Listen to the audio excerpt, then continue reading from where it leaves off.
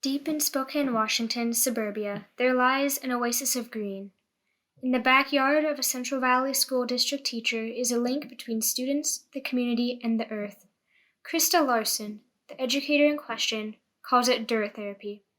This is her story of a career in science, how dirt therapy came to be, and how the field of environmental science is changing. Raised in the community that she now serves, Larson had an unconventional start to her education career.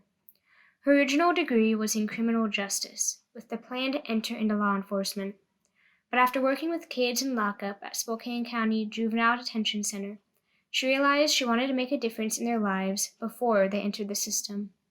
So she returned for her education degree, choosing science because it was the most hands-on field.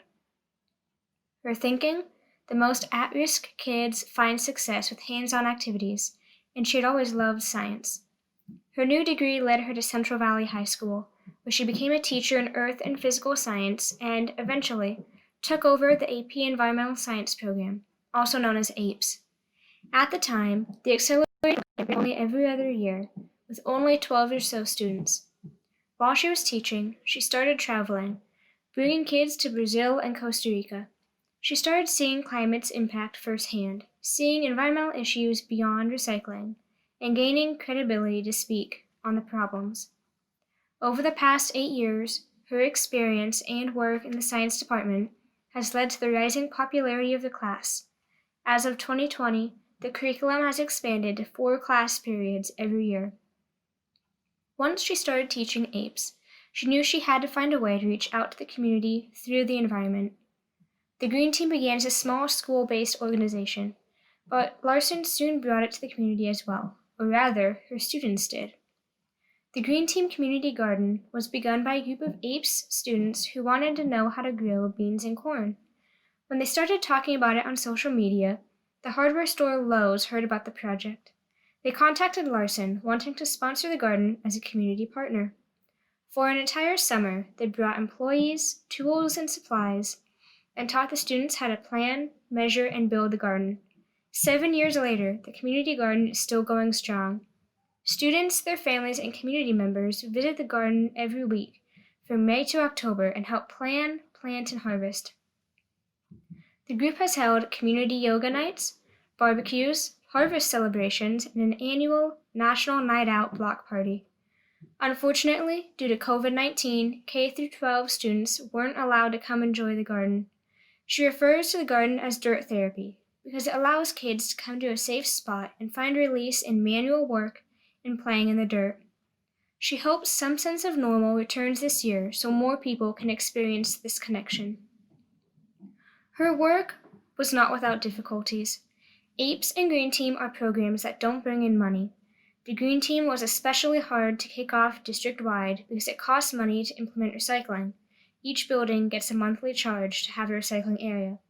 However, student ambassadors helped convey the ultimate importance of the group, and the district has remained extremely supportive throughout the entire project to ensure it happens. They've done an amazing job of helping schools and students get involved in the Green Team program over the years.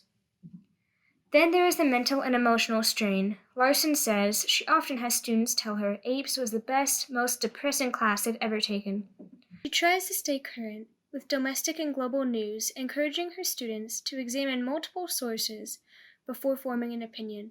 She practices what she preaches, as evidenced by the 17 different news apps on her phone, but admits she has to take social media breaks for her own mental health, especially as the issues have accelerated over the past 4 years. But she loves her job and is, in her students' opinions, very good at it. One reason? She's found unique ways to effectively engage students in climate discussion. Her method of choice is to bring a personal connection to the issues they're discussing. She believes strongly that if you can put a person's face on the issue, it makes people want to learn more and get involved. She also gets kids into the field, giving them hands-on experience, the chance to work with other climate leaders, and new research areas. Larson says over the course of her career, she's seen the field change greatly. 10 years ago, environmental issues weren't even a part of the conversation. When she started teaching APES 8 years ago, Most media outlets didn't often discuss climate or environmental problems. But now, entire sections of media publications are dedicated to the issues, making the general public a little more well-versed in basic environmental problems. She says there's still a very long way to go, but at least they are having the conversations, even if they are in social media battles. She hopes such change continues, especially in the district she teaches in. Her vision for the future is environmental education becoming a requirement for the district, if not a state mandate. She believes it to be the most important of the sciences because it encompasses so many major disciplines in one class, from biology to ethics and everything in between. Larson introduced me to my own climate journey. In fact, I'm present in many of the pictures in this video. When I was a freshman, she gave me, then a Green Tea member, the chance to be a board member and officer of the club for the next year. It expanded into a 3-year-long position that gave me great experience in both leadership and environmental issues. Her APES class inspired me as a senior to major in environmental science. My experience as a Green Tea member led to me joining the Campus Climate Coalition with the hopes of becoming as involved as I was in high school. I've greatly enjoyed working directly with the community, and I hope to continue in my career. The presentations from this course have expanded the opportunities I thought I had with my degree. Marissa Aho's work as a Chief Resilience Officer is something that fits in perfectly with my career goals, as is Jim Blackburn's environmental law work. In their jobs, I see the intersection of community involvement in science I have been looking for. I understand now I can follow many different paths to see the impact I hope to have in the world of climate and environmental issues. There are 2 quotes Larson wanted me to leave with you, as we should all be able to agree on them regardless of race, religion, or political affiliation. Wendell Berry once said, "The earth is what we all have in common."